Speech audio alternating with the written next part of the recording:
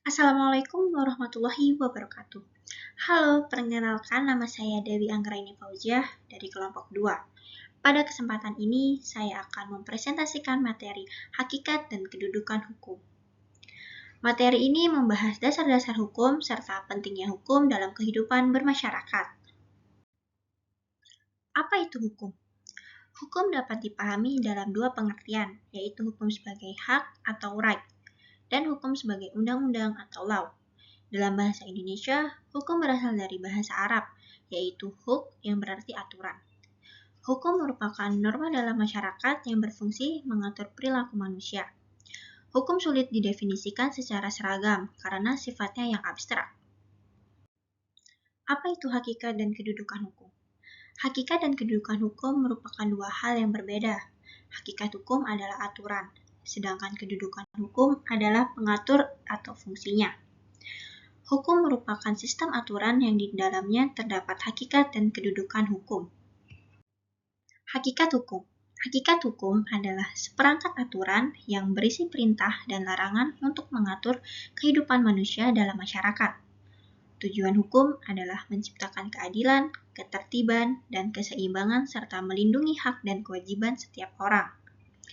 Dalam pembahasan hakikat hukum, terdapat 3 hal yang dipelajari, yaitu pengertian hukum, penggolongan hukum, dan tujuan hukum. Pengertian hukum dan unsurnya. Hukum adalah aturan tata tertib dan kaidah hidup. Dalam pengertian hukum, terdapat 4 unsur, yaitu yang pertama, mengatur tingkah laku manusia dalam pergaulan masyarakat. Yang kedua, dibuat dan ditetapkan oleh badan resmi yang berwenang. Yang ketiga, bersifat memaksa. Dan yang keempat, sanksi terhadap pelanggar peraturan tersebut adalah tegas. Penggolongan hukum. Hukum dapat digolongkan berdasarkan berbagai aspek, yaitu berdasarkan sumbernya, tempat berlakunya, bentuknya, waktu berlakunya, isinya, wujudnya, sifatnya, serta cara mempertahankannya.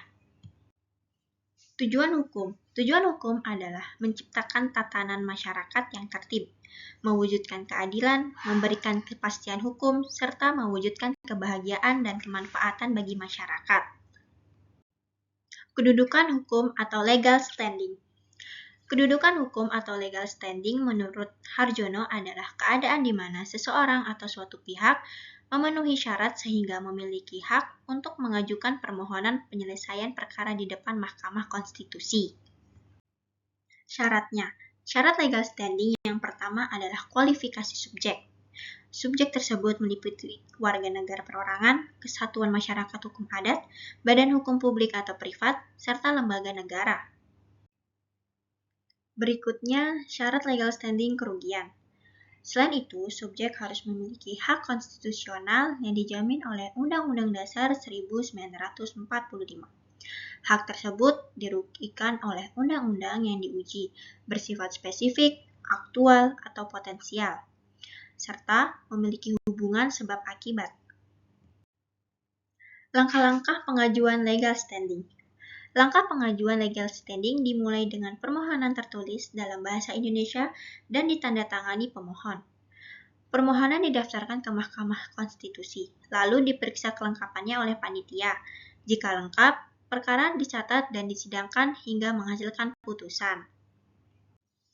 Di sini ada satu contoh legal standing. Misalnya ada warga negara Indonesia atau WNI bernama Pak Kaso. Dirinya telah mencapai usia lebih dari 17 tahun. Dia dirundung masalah ketidakadilan hukum, yaitu berupa tanah seluas 50 meter miliknya diambil alih oleh pihak lain untuk dibangun sebuah perusahaan atau pabrik tanpa persetujuannya. Karena mengalami kerugian nyata, Pak Kaso memiliki hak untuk mengajukan gugatan secara hukum.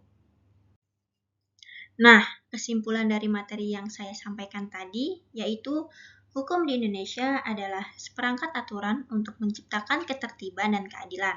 Salah satu konsep penting dalam hukum adalah legal standing atau kedudukan hukum, yaitu syarat bagi individu atau pihak untuk mengajukan perkara ke pengadilan.